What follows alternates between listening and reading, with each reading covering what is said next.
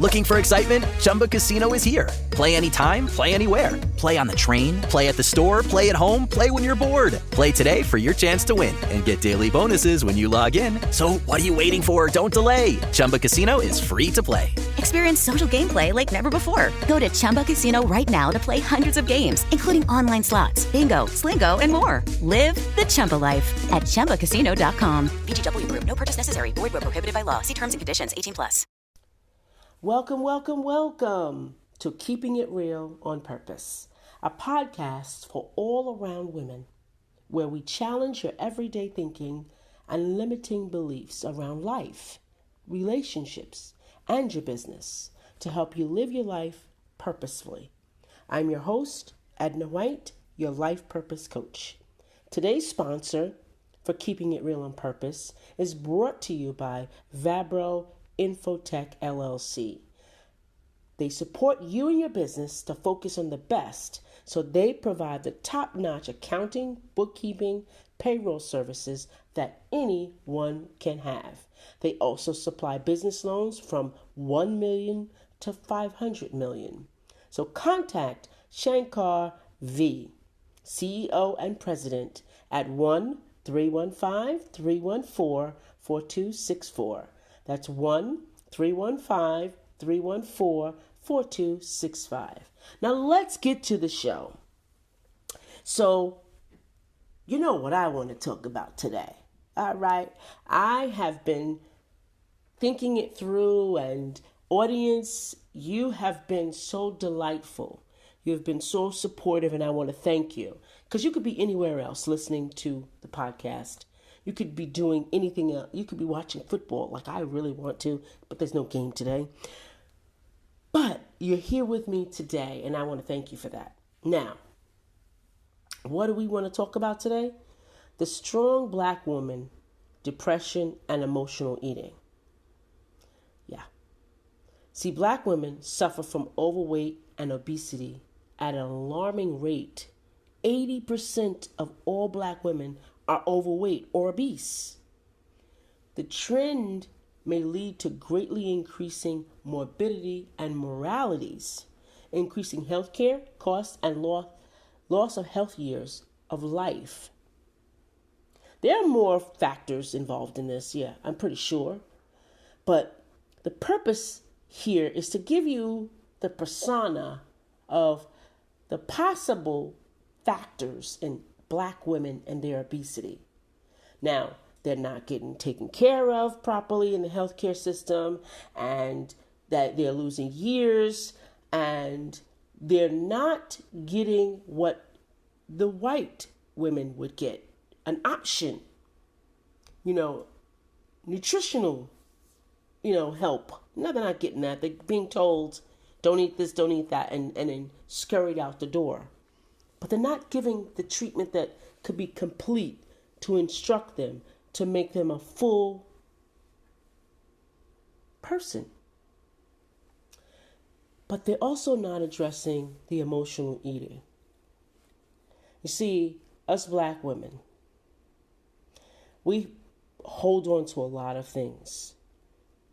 And the strong Black women persona contributes to that overeating, contributes to that depression, because we have to keep up the persona that we're strong, that we don't cry, that we interact well with people, that we do the right thing by people, and that no relationship is unsalvageable, okay? Because we are not viral, but we're virtuous. There you go. Virtuous women. Now, you may ask, why did I bring that up? Because in the religious sector, they always bring that up. You're a virtuous woman, right? So what does virtuous really mean? What does it mean?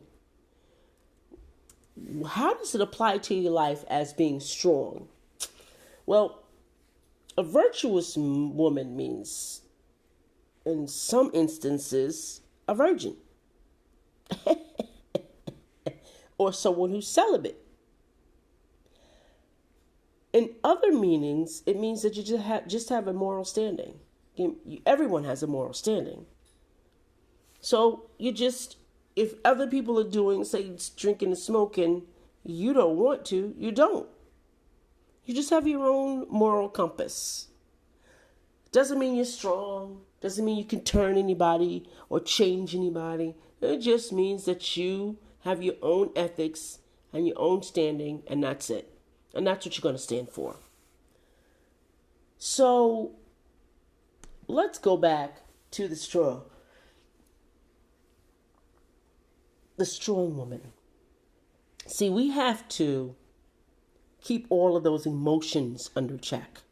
We have a regulation that we are held under, and it's called the strong black woman. And the strong black woman doesn't give in, right? The strong black woman doesn't show her emotions, right? The strong black woman raises children on her own, right? The strong black woman will take the heat for something she didn't do. The strong black woman suffers alone, suffers in silence, suffers in secrecy. So how do we get this out of that, the misunderstanding of how it hurts us and how it brings on stress? Okay, so the strong black woman persona, right? The perception. It's not natural, but that's just the perception. That perception brings on a myriad of other stresses. So we have to cope unhealthily in order to look like we're healthy. Does that make sense? Audience, do you get that? We have to cope unhealthy in order to look like we're healthy. So we have to act naturally strong. We have to be resilient. We have to be self-contained. And we have to have self-sacrifice. So if we have a no good husband who's running around with anybody, doing or just not being emotionally supportive, or just not being emotionally available, or physically available, or financially available, we have to stay and pretend that we're content. Well, guess what that does? Being that we're in that stage, or that we're supposed to be doing that good thing, and we're black women, we're supposed to be providing that protection, we then do this daily, which brings on stressors. We're living a life that's crushing us mentally and literally physically. So the stresses of that endorses the fact that we could eat, endorses the fact sometimes we could shop, spending money, endorses the fact that we can do a myriad of other things, but we're going to stay with eating. It endorses the fact that we can eat, And I've always heard in my family or around in my family, because I have a large family, and women are supposed to know how to cook. That's what we're supposed to do. And I'm like, what? We're supposed to? I didn't read the prerequisite for that, but we're supposed to know how to make everything nice and saucy, and we're supposed to have that soul food thing in us, that we can whip up something, collard greens and all of that. And you know what? That's not true. Because when I became able to have my own family, I thought about our health, and I didn't like a lot of the soul food.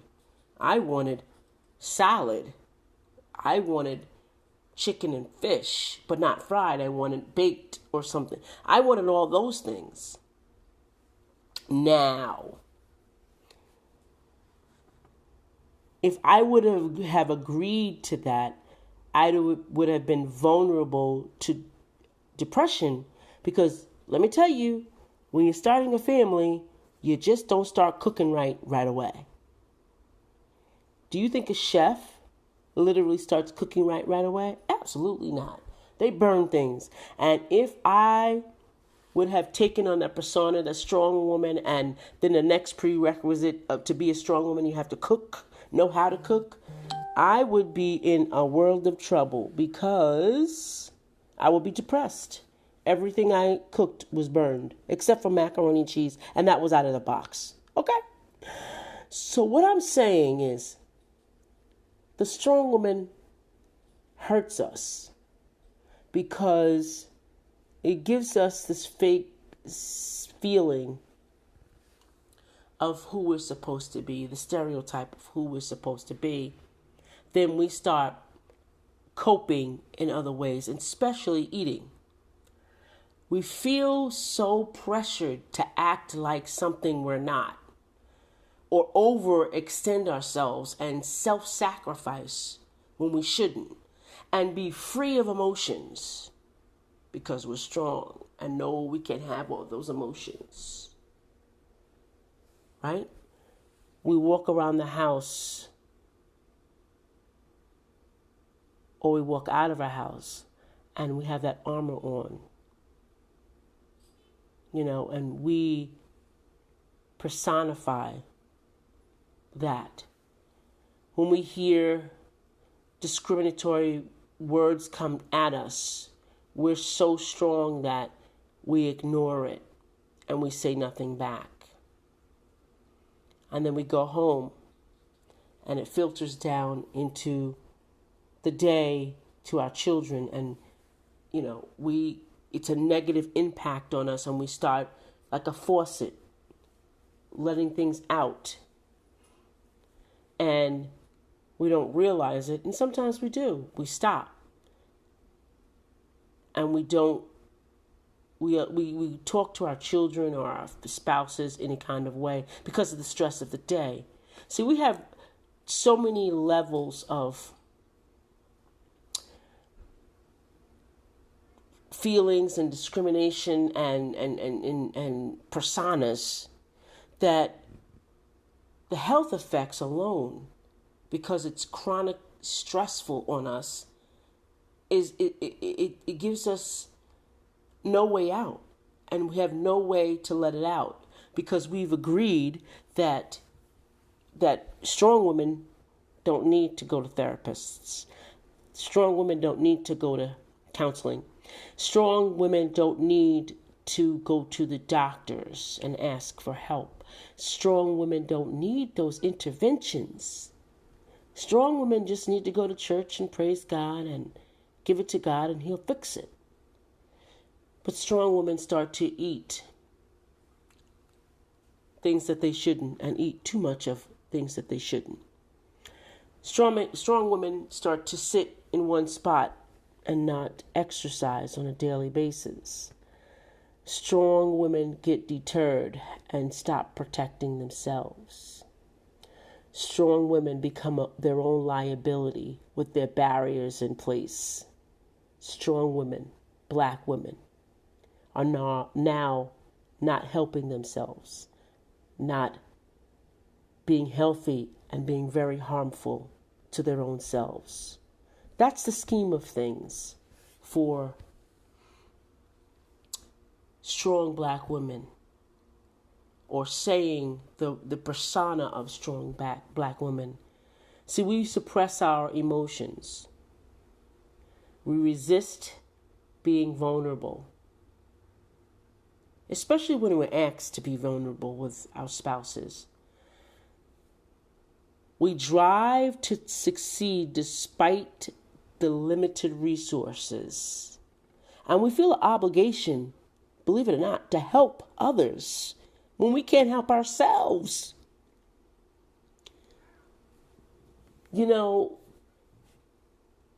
it's very hard, and I know most of you all know this, women out there, to be doing all of this, taking on the role as yourself, taking on the role as somebody's wife, boyfriend, girlfriend, taking on the role of somebody's parent, taking the role of somebody's sibling, taking on the role as being someone at work, an employee, taking on the role of going to school, taking on the role of being the person that takes care of housing, of your housing needs.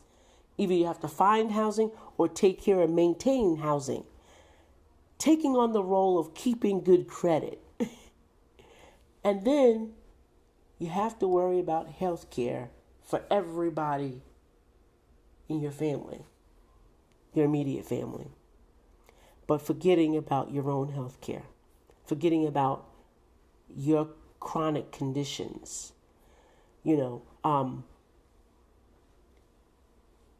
going to a physical every year. When you feel off, even if you have to pay your copay, pay it and make sure you're okay. Find out what's going on. Because sometimes we wait till too late and we go to the hospital, and the hospital's really not, pre-care. It's trauma. So they deal with the trauma, whether it's blood pressure, blood sugar, inflammation, heart problems. They deal with the chronic or the severe problems. So your body can calm itself down, so maybe they can find out what's wrong with your body in general. Hospitals are not pre-care. They're not something that takes care of you before you get into that.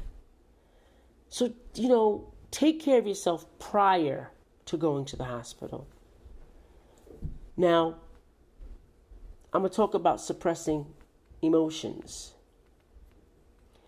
When you suppress emotions and you put on this persona, very calm and dignified and speaking in a low tone, and then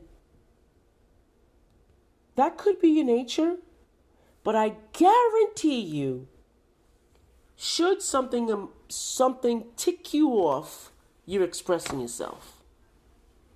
Whether in that same tone or not, you're still expressing yourself. I'm not talking about getting loud. I'm talking about self-expression. Okay? Self-expression. We don't do it enough. And emotional suppression creates bad health. Listen, I wrote a book years ago, and I had the help of Elder Eugene Anderson, who gave me some notes, and me and my bestie Cynthia Sullivan kind of put it together. And I put it together to demonstrate this, that everything that we do in this body is reflective of how we're supposed to take care of this body. Everything that happens in this body, if you're a Bible reader, actually is in the Bible. So this body, it makes sense to take care of this body. It makes sense because it's given to us to take care of. And so emotional health has to do with that. Your body, your physical health has to do with that. Growing in the understanding of that is very important. Bing bong. Now, discrimination or anger, let's just say anger. We talked about discrimination. You come home, kind of pour it on your kids. But anger, from that discrimination comes anger. And that anger, and you hold it in, is bad for your health. It's like having bad breath and don't go to the dentist, and you wonder why you have bad breath. And you don't go to the dentist, and then your teeth start falling out, and there it is. Not taking care of something from the beginning leads to bigger problems at the end. So we have to learn to take care of ourselves and really, at the scheme of things, understand what our physical and mental and emotional health really mean for us in this journey that we're part of. Being a strong woman and taking on that persona affects us mentally and physically, and there are really no benefits to it. We could benefit by understanding that we are not always strong and we're not always weak, but those two things together make us, and we're clear about that. We're clear about how important that the fact is that we're two things at one time. Just like Wonder Woman knew that she was one person before she started rescuing people, she was Wonder Woman. She knew those two things. She knew that they existed in harmony, and she understood the complexity of them. And you have to learn to be able to cope with the stress and not avoid it. Because stress on our health and our mental health, it takes a big toll. And it's quite concerning to me to see and speak to some of my clients and hear what they're going through and how they're coping with the stress, to say, and listen, there's nothing wrong with believing in God, but it is believing in God to the point that God is going to come here and actually remove some of those emotions, some of those feelings. He's got bigger things to do. We're capable of doing that by saying, listen, if I don't know how to do it, let me find somebody that knows how to do it. Emotional suppression is not it. If we have emotions, we're supposed to experience them. Let me say it again, ladies and gentlemen. If we have emotions, we're supposed to feel them. And we are stronger because of that. We become powerful because of that. See, there's a perceived obligation to present an image of strength. Then there's a perceived obligation to suppress emotions. Then there's a perceived obligation to resist help or to resist being vulnerable to others. Then there's a perceived motivation to succeed despite limited resources. Then there is a prioritization that we have to take care of everybody else but ourselves. The martyr system. So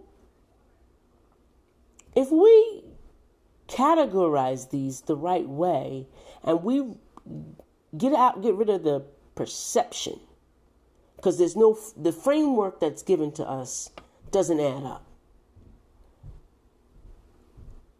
We're told that from our foremothers that showing emotions is signs of weakness, and it makes you more vulnerable, and then they become disappointed in you. That's the kicker. That's what makes you check the box. I'm going to be a strong woman because I don't want my parent to be disappointed. And then asking for help. You ask somebody for help in your family. For me, it's example. I asked for help on a situation and I got nothing. So what did that teach me? Not to ask for help, because you won't get it. Or people may ask you to do them a favor. And then when you do the favor, they take advantage of you. Guess what? You won't do a favor again, right? And not only that, you're allowed to help people. Don't get me wrong. But when it's overburdensome and it's costly and it's hard, it becomes very oppressive.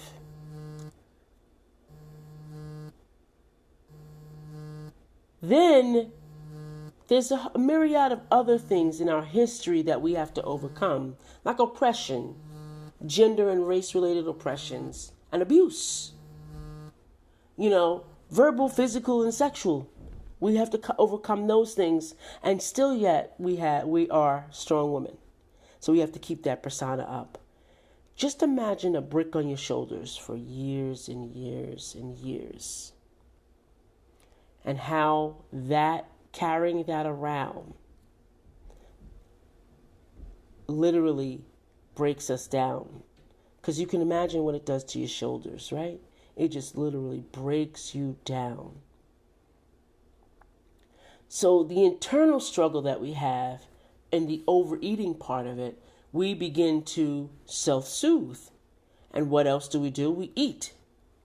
What else, is there at the house that we can do is we eat. And we're vulnerable to eating. We're vulnerable to overeating, not eating, but overeating. And overeating is only because of that negative feeling that we have inside that we can't seem to fill. And we keep putting in and putting in and putting in because we have not healed some generational habit or pattern in us. And we've internalized it. And we're going to suffer in silence. And we're going to not say anything more because of what's done in the past is done in the past, or we feel guilty, or we feel unworthy, or we feel inadequate, or we're just a failure, and that's going to be there no matter what, and people are going to talk about me. Well, people always got something to talk about. The nosy people anyway. So what I'm saying, why not get the fortitude and ask for help and get to the reality that there are so many pieces and so many layers to this onion that you can do better and could do more. And you can withstand and endure being yourself and being your genuine self and acknowledging that. Because there's a multiplicity by, being a black woman in womanhood. And the deliverance of our service and care for a black woman, man, no one can ever deliver like us. Because we take pride in what we do. And we do it with a fortitude that no one can do it in. So what I'm saying to you, don't be influenced by this persona, the perceived notion of a strong woman, and don't overeat because you're anxious or you're upset or you're angry, because those things can eat you up and make you eat everything up. I hope that this message today, good people in podcast world, helps you and brings you to a good place. Thank you, because this brings us to the end of this episode. Thank you, audience, for being here. Because like I said, you could be any other place, but you decided to be here with me today. And I hope this is beneficial to you. And as always, thank you for listening to Keeping It Real on Purpose. And listen, if you enjoyed the show, please rate and review it on Amazon, on all the other 7 platforms. Please, on Apple, I think I'm on Apple as well. Please rate it so that I can keep coming back each year. Yay!